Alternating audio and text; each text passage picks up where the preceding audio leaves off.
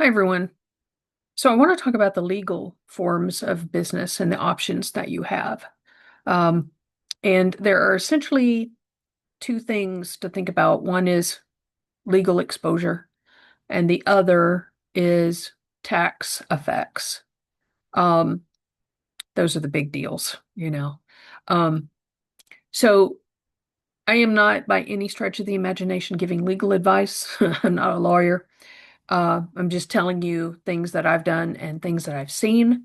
Um, and giving you information to where you can make at least an initial decision about what strategy you might use. Okay.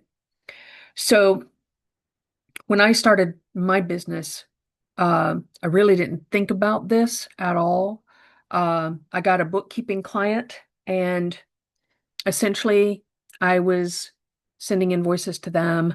I sent them a W-9. Uh, and they gave me a 1099 at the end of the year that was based on my Social Security number.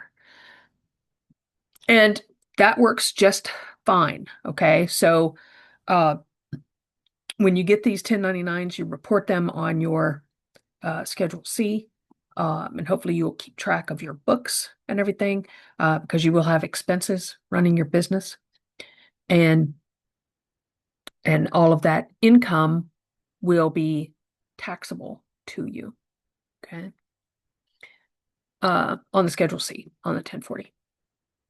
Now, if you decide to do an LLC, there's also a professional LLC, but those generally licensed professionals use those, like CPA firms, uh, vet offices, doctors' offices, things like that. They form professional LLCs.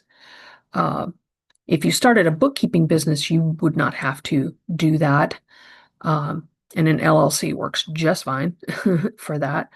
Um, and one of the reasons I decided to change it eventually to an LLC is that um, I know it's a little bit more protection against personal liability.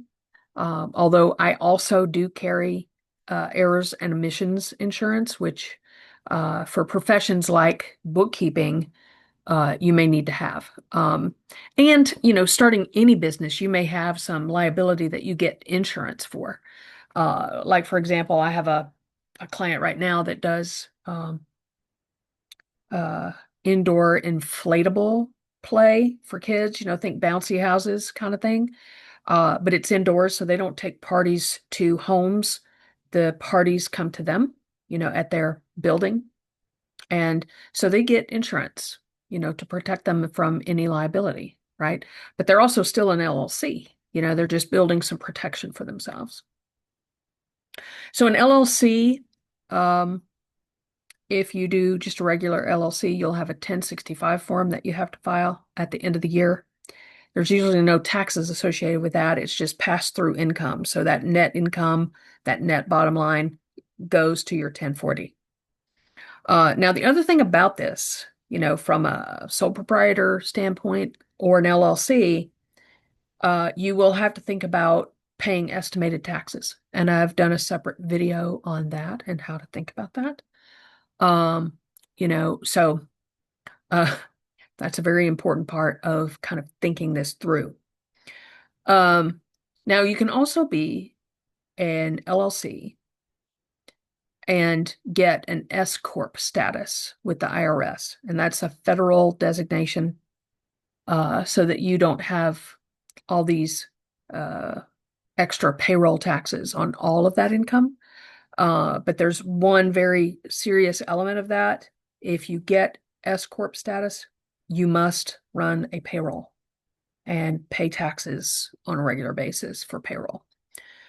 So that's an important factor to consider as you think about what you do.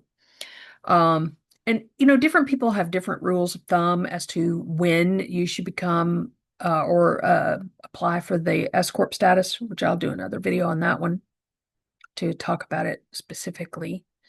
But generally, I think most advice is at least have a minimum gross revenue of 100K. Okay. And so um, those are the things to think about. Now, you can also be incorporated. you could decide to do that. And that doesn't mean that you have to be publicly traded at all. You can be a private corporation. I don't know that I'll ever go to that. I think I'm good where I'm at. But I do have some clients that's what they are. They're incorporated. And they do, if you are incorporated, you will have a separate business tax filing and pay taxes based on that filing. Okay. Where all the other forms of business go to your 1040. Okay. So if you have any questions about that on the YouTube channel, you can certainly ask questions. Um, you can always book time with us to talk about it too. Um, and we can chat about any of this. And uh and so again, I'm not telling you what to do. I'm just telling you that's kind of how I did it and the things that I thought about as I went about that process. Okay. All right. Thanks so much. And I'll see you on another video.